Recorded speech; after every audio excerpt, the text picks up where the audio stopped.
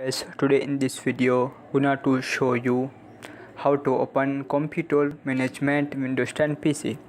So guys, if you want to open computer management Windows 10 PC, so very easy.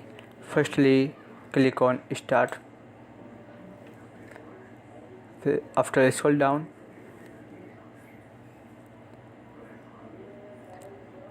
after click on Windows system, after click on control panel, after click on administrative tools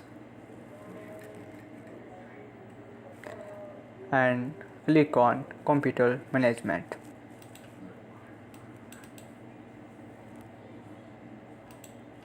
There is.